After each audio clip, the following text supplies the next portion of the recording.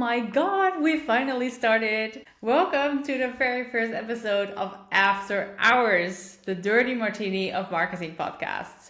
No BS, no fluff. Just real and tangible advice and conversations. I'm your host, Sylvahna Mulder, and I've been doing the marketing of my own coaching business for years now. In this podcast, I also have some amazing guests on that are true marketing experts. In this first episode, I'm going to tell you my background story and why you should never settle for less. So put away your laptop and your coffee mug and pour yourself a drink. Let's dive in. After hours, no filter, no fluff. After hours, the Dirty Martini of Marketing podcast. After hours, no filter, no fluff. So let's start at the beginning, shall we? I graduated in hotel management. And why did I choose hotel management? It seemed fun to me, and that's it. Not the best reason, but alright, it's fine. I did it and went for it. So after that, I started working as a hotel receptionist, which wasn't really my passion, you can say. In total, I've been working as a hotel receptionist for 5 years. I hated it. At first, I kind of liked it, of course, because it's new and you're talking to people, it's a really social profession. That's definitely true, but also what I do right now. But so I started to really hate it because, in the beginning, you only see the nice things, but then you have complaints and complaints and complaints and complaints, people whining about everything, and you cannot even think about the complaints I got when I was working as a hotel receptionist. One time I was almost attacked by a guest because he had been smoking in his room, which was not allowed. So if you smoke in your room, there is a fine, and we tried to charge the fine. We couldn't charge it because his credit card had insufficient funds. And so we had to block the key. And he came to the reception, to the front desk, like a madman. He was screaming and shouting, and he tried to get over the front desk like this to my throat. It was kind of scary. I'm going to tell you, it was kind of scary. It was kind of scary, but I have to say that's the only time I was being attacked. But there are so many complaints about such bullshit things, about such BS things. It's not even, people just say anything to try to get some money back. But yeah. Anyways, I hated my job. Not just because of those complaints, but a lot of things around it. You are not being paid well, and they do require you to work extremely hard. So there's no balance. And also I had to work evenings, I had to work weekends, and I was just sick of it. So I was feeling really burned out at this point that I was just calling in sick. I was not doing well. And one day I just woke up and I was like, this has to change right now. So yeah, and before that moment, I also have to tell you that don't take it lightly if your personal life isn't doing that well besides your career. Okay, your career is freaking important. But of course, your personal life is also freaking important because you are dividing your time between those two. So you are at work 40 hours per week, so that has to be good. But the other hours, you're at home. So home also should be good. In my situation, my work part was not good, but my personal situation also was not good because the job paid so low. I had financial struggles. I was scared of the mail coming in every day.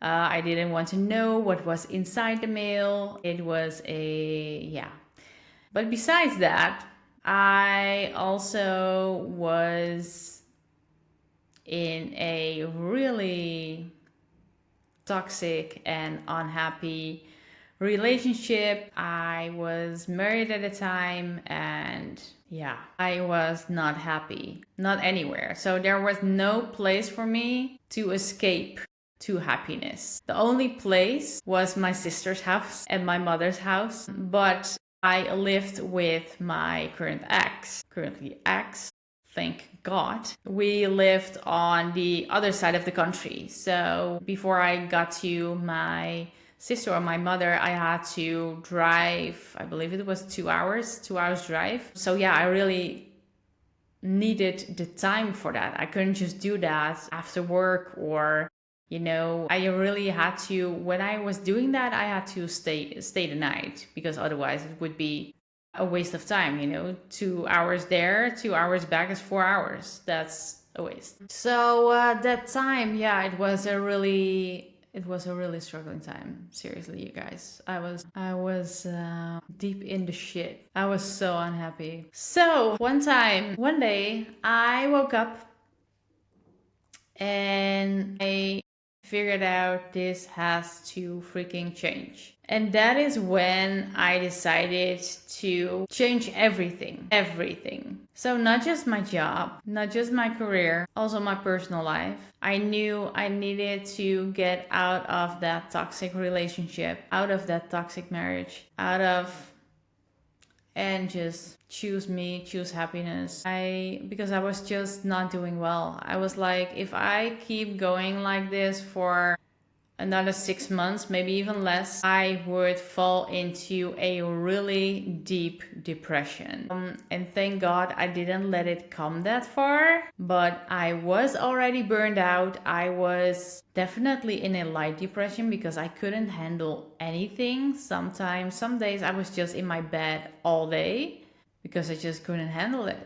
But then the one that I was in that toxic relationship with mentioned to me, get your freaking ass out of bed and go do something. That is one thing that I was hearing a lot. Anyways, I got out of that, which is the most important part. So it's not really fun to revisit, but I am really glad that it is behind me. I've learned a lot from that. Yeah, I learned a lot from that. I know exactly what I don't want anymore. Anyway, just let's keep it in the business side. So my career, because I could not change everything at once. I had to start with one thing and then move on from there. So I started with my career. I was like, I need a different job so that I can actually go to a place where I'm feeling happy and do a job that I love and that is also paying me more so that I can leave. Because my salary at that time was so low. I didn't have savings, not anything. I could just pay my bills and that's it. So I had no money to leave. And that's why that will never happen to me again. But yeah, and I know that a lot of other women are in this position. And if you're one of them, I just want to say I'm so sorry that you're in this, but choose yourself and get out as fast as you can. So I was making a plan for myself and I decided, okay, I'm going to change my career. I'm going to make sure that I'm going to make more money and that I'm going to save. And then I will leave as soon as I can. So yeah, I got my computer. I was looking at, what do I like? What do I love? Those things. I was doing research on what would be a good fit for me. And I finally found out about recruitment might be a very good fit for me. So I decided to go all in on that. Go all in on recruitment and change my LinkedIn, my resume, everything, and just start applying. Because I was doing that all by myself. I didn't have any help. It took me a long time. So that's also why I eventually started Fierce Careers, to help other women that are in that situation. I do have to say I didn't really have the money to ask for help, but all right. So I started applying. And it took me about a year, I believe, before I got hired for my first recruitment job. So yeah, I stayed in that position where I was at for way too long, but all right, I recovered. Kind of. So yeah, I got hired for my first recruitment position, and I was really happy with that. I was doing my work. I was loving it. I was doing some things on the side. I had a side hustle. I had a clothing company shop because I was just trying to make as much money as I possibly could to get away. So yeah, that is what I was doing, what I was focusing on.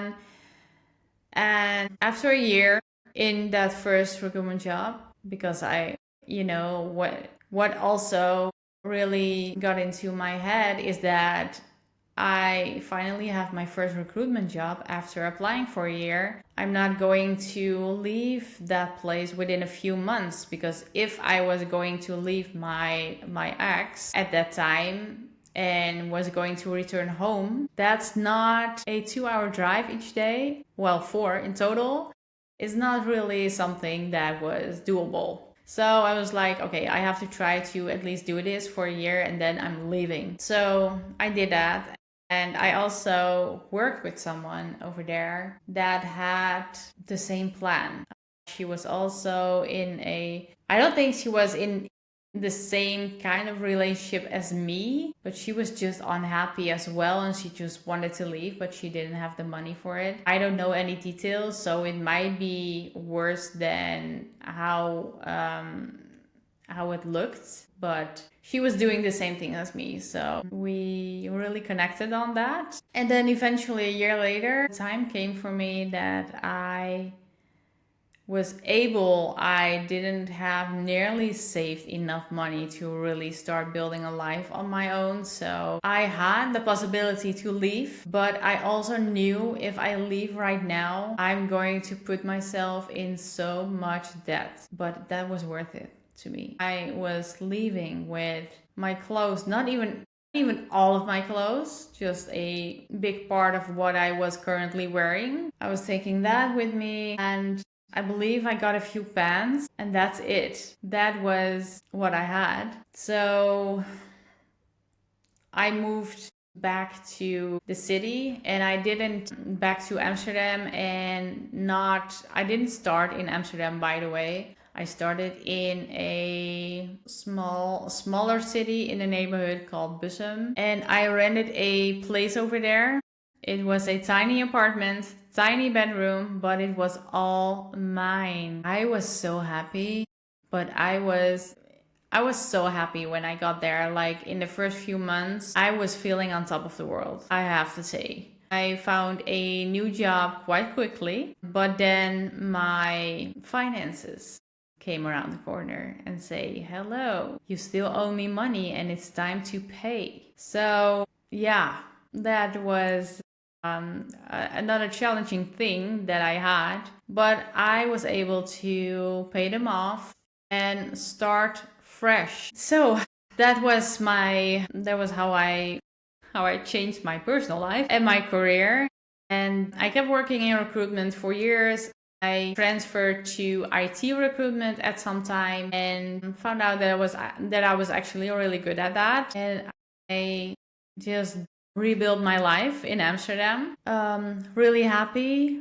And in 2022, I decided to go freelance in recruitment and to start thinking about building a career coaching business. And that is actually how it all started. So moving back to the time that I was choosing for career coaching also, thing that in the beginning when I was trying to figure out what career would be right for me, the reason why I chose recruitment is because it would have meant so much to me to help other people. I always help other people. That's like, actually, of course, it's a plus, it's a quality, but it's also a flaw for my own sake, because I always put myself back and other people on the front. So, but that's why I decided to join recruitment. But later on, I found out that recruitment isn't really about helping the people. It's about helping the companies filling positions, and that is it. And if it's not person A, then it's person B. And that's what you have to focus on, and not so on helping person A getting a job. If the job is not with the company that you're working for, then that was it for person A. So that wasn't really what I had in mind when I chose recruitment, to be honest. I did have a really commercial mindset, so I wanted to make a lot of money for the company. But I still had that voice in my head that was saying, you should help people. You should help people. All right. So I found out about career coaching. And before I started my own career coaching business in 2023, I did about 2 to 3 years career coaching. And that's why I decided to start my own business, because I just loved it so much to help those people and how they came out of, after getting my help. They were so grateful, and that was the best feeling. So in 2023, my company Fierce Careers was born. I did everything myself, including the marketing, what we are discussing over here after my whole personal story. It was a struggle in terms of time, but I truly love doing the marketing. And I also found out that a lot of coaches really hate to do the marketing. And I was like, why? I love it. I love doing the marketing. And that's also why I finally decided to start this podcast, to help and inspire coaches to build their business with marketing and what all is possible with marketing. But know that if you're starting a coaching business, it is a roller coaster, like a freaking roller coaster. It can go from amazing and getting in a lot of inquiries to crickets. And that is where your strength comes in and your marketing. So you want to make sure that your marketing keeps going. I learned that really a lot from doing my own business, my own marketing, because when I had that time when I was hearing crickets, I was really, you will get at a point that you're like, why the F am I doing all these things? Why am I posting on here? Why am I posting on there? Why am I creating these videos? Why am I typing these stories? If nobody cares because you're hearing crickets, doesn't mean that nobody cares. And that's what I learned. If I think about people that I eventually decided to work with and how long I have followed those people before I decided on that. For example, my photographer, she's not my photographer, but all right. I already did 3 shoots with her, so I think I can call her a little bit my photographer.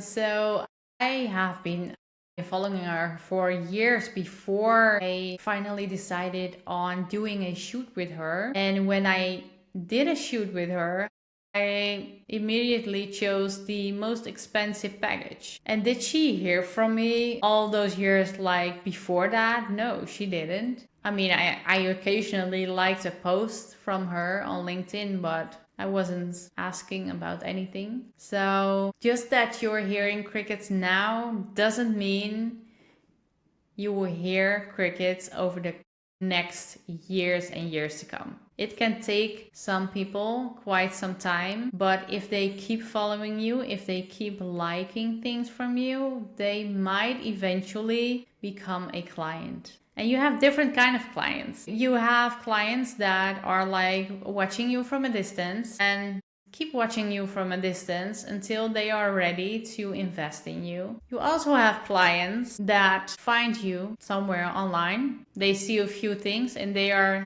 boom, ready to buy something from you, ready to invest in you. You have different kind of clients. That's also, everybody's different in their buying decisions. So again, it doesn't mean that you are doing things for shit. It might mean that There can be 10 people that see your content, and those 10 people might become a client in the future. So do it for those 10 people. Keep going. So in my business, at my lowest, I was making 600 euros per month. And you can imagine that that doesn't pay rent. So that was my time that I really had to rely on my strength, on my devotion, on my motivation. And yeah, there came a time that I was like, okay, I need to get a job on the side because this is not giving me what I need to pay my bills and it's making me stressed. And I was heading right towards the burnout, not because I didn't like it, but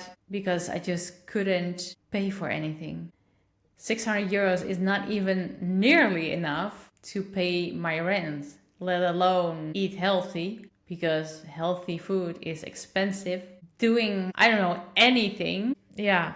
So that is, that was leading me right towards the burnout. But at my highest, I was making 10K. It can be a freaking roller coaster. Please keep that in mind. Also, I was only doing one-on-one coaching, so I only have so much time for so many clients. And that's also what you should consider. I would always advise to start with one-on-one coaching instead of digital products because it's just easier. People tend to like private coaching more than just a general course. But that doesn't mean that you can never create a digital product. I'm creating one for my coaching business right now, but I've done the coaching for a couple of years. I've collected testimonials to show that my work is paying off, that my work is good. But of course, you want to know how I got started because that's exactly the information I was looking for when I was starting out my business. So the first thing I learned was to choose your social platforms wisely. Don't try to be on all of them because you won't keep up. It is too much. Believe me, I tried. Choose platforms that you feel like are going to work for your business. Where are your dream clients hanging out? I chose LinkedIn, Instagram, and TikTok because I got most of my clients there. I got most of my clients, my paying clients, from LinkedIn, but used Instagram and TikTok for visibility. So clients start to find me, but I was also doing a lot of outreach myself on LinkedIn. But one thing that really made me visible and giving me business was when I started being a guest on a podcast from someone that had quite a lot of followers. I'm not talking about millions, but I believe she has 2K followers right now. I just checked. And that's really giving you visibility. And that's where a lot of my clients came from. So reach out to other people in your business and propose a collaboration. And I also want to give you a fair share warning.